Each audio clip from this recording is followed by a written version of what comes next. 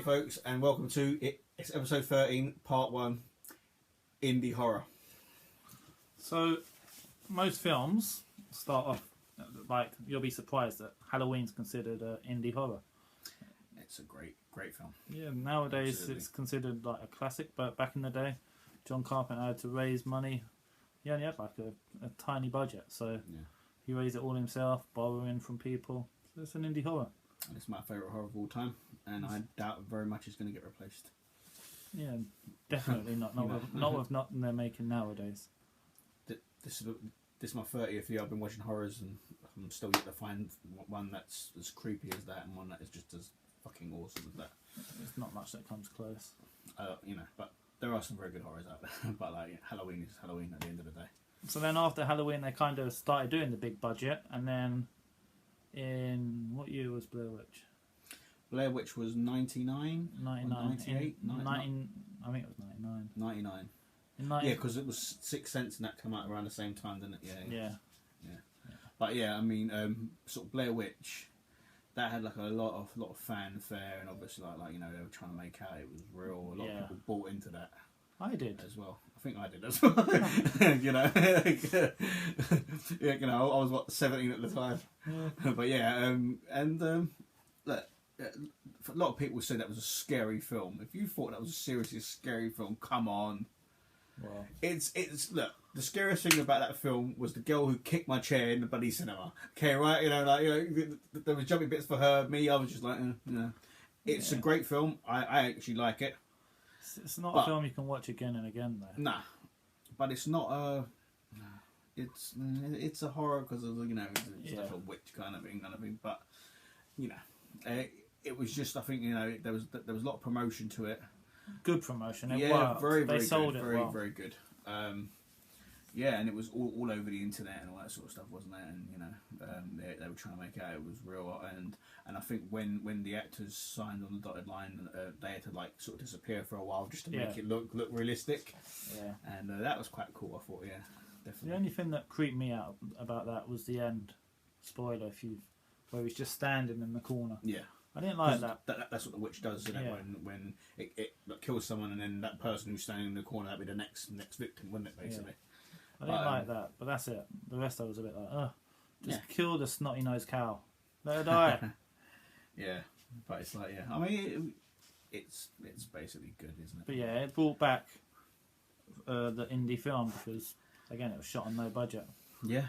I'm not too sure what the actual budget really was. I mean, like it's a handheld camera, isn't it? At the end of the day, and woods, and like people like talking about the urban legend kind of thing, like the myth of the actual Blair Witch. There was like a spin-off of kind of like basically that they sort of formula for Blair Witch, and it was based on the Jersey Devil. Oh yeah. I can't remember the bloody name of it, but like that was that was not good. Still probably better than Blair Witch 2 though. Oh, the Book of Shadows. Book of Shadows was awful. It was. They tried to make it into a film. Film.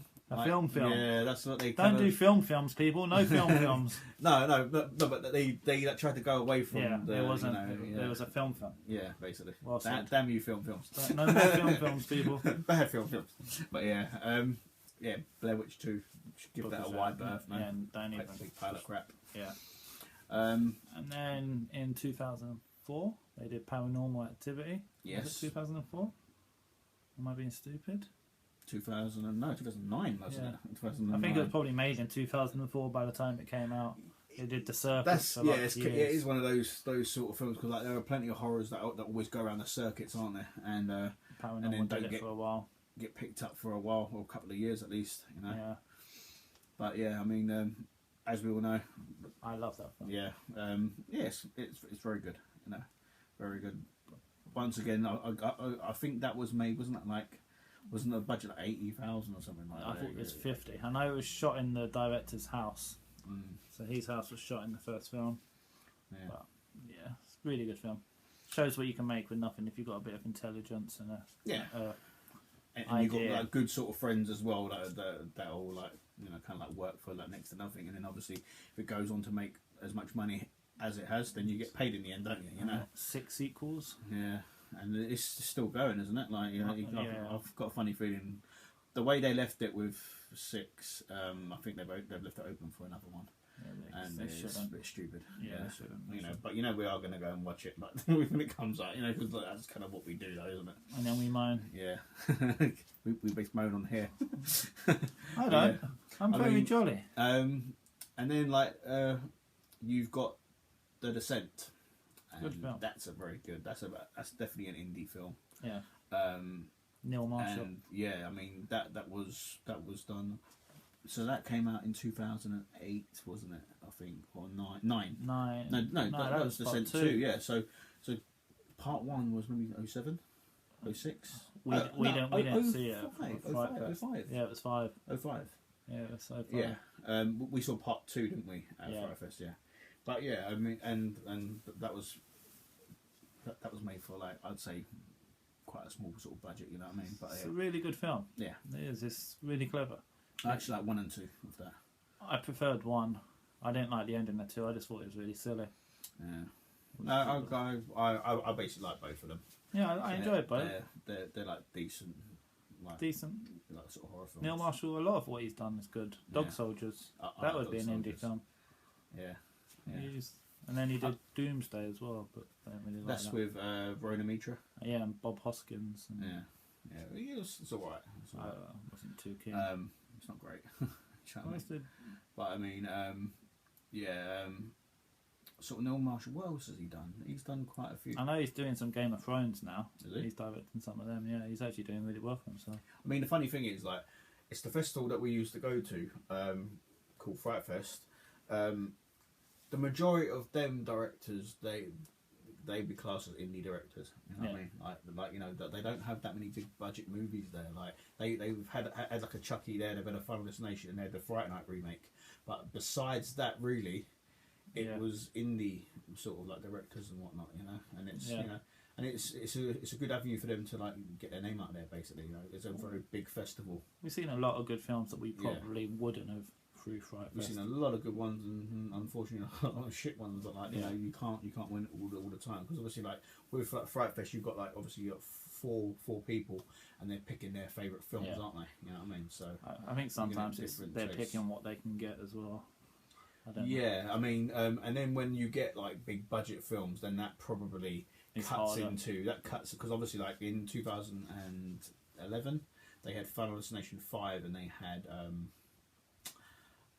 what do you call it, Fright Night basically, right? So obviously that would have like cut into a lot of their budget, so I thought quite a lot of the films after weren't so great, you know, but no, I mean that's a good like indie festival, so like you know like what we did get to see like a lot of good films, and like obviously while we talk about it's like Fright Fest, Dead Snow, that's an indie film, and I love part 1. I thought it was such an awesome film. Troll Hunter as well. Troll Hunter, yeah, that's a great film. If you haven't seen that, it's a very good.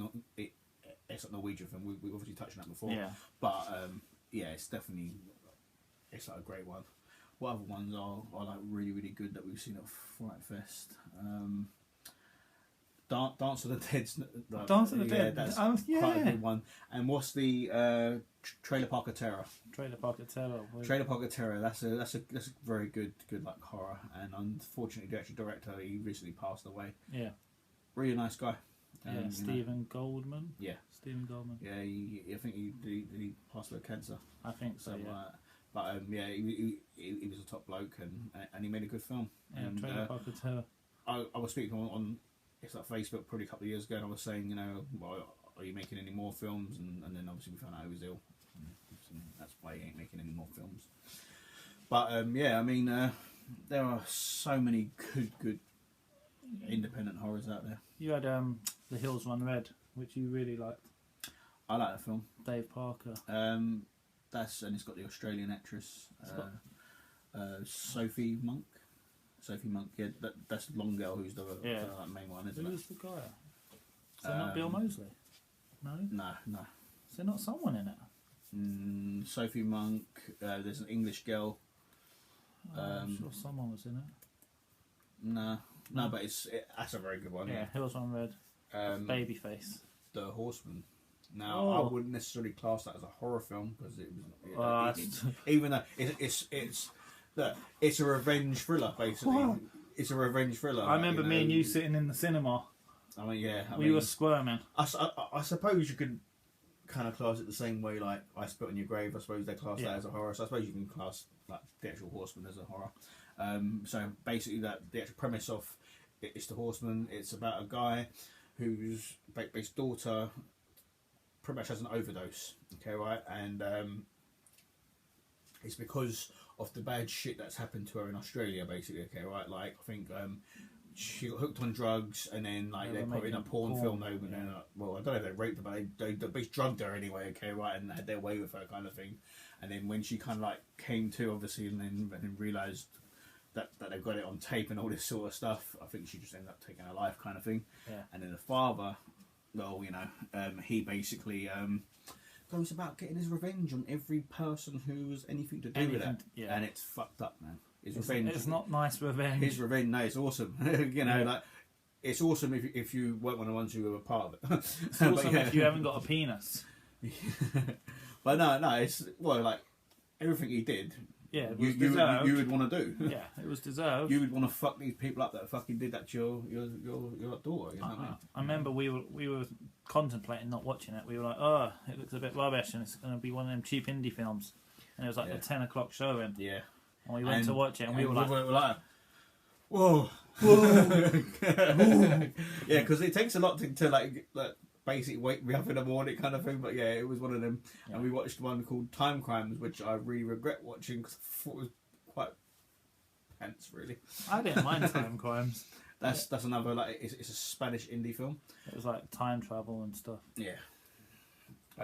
Yeah. It's not good first thing in the morning after drinking. Was that the first film in the morning though? Yeah. It was, wasn't it? Yeah. Yeah. When your head's like, oh, I don't want to be here, and you have to think. It was quite poor, I thought. But yeah, I mean, it's like Wreck. That's an indie film. That's an indie film. How many of them are there now? There's 4, isn't there? Yeah. I haven't seen part 4. I don't think. I haven't seen 4. I saw 3. Was 3 the wedding? 3, yeah. 3 went into like a comedy route, and I didn't like it. I quite liked it.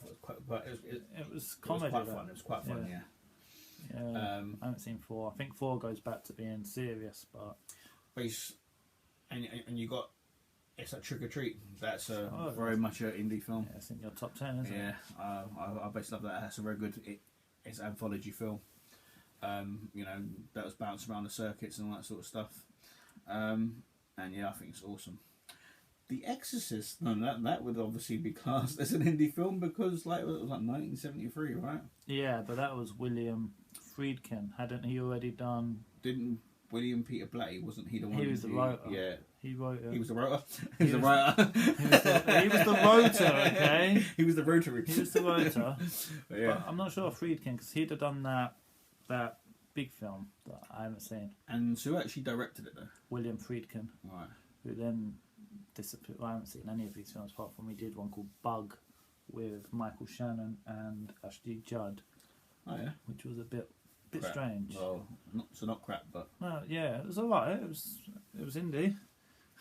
Michael Shannon's a good actor. He's a very good actor. He did. There's another film. I actually watched a film with him. It's not horror though. It's got Joseph Gordon-Levitt where he's a courier. White courier. Oh, yeah. I can't remember the name of it. I think it's probably the courier or something like that. But like, it's really good. I mean, he always plays like a bad guy. Basically, if you don't know who, it's like Michael Shannon is. He was the Iceman. In the film The Iceman, he played Richard Kuklinski, who was he was a hitman for basically whoever. he basically worked a lot for the Italian mob and all that sort of stuff. So, and he was also General Sod in Man of Steel for the geeks out there. Yeah, and he was in Boardwalk Empire as well. And stay tuned for episode 13, part 2.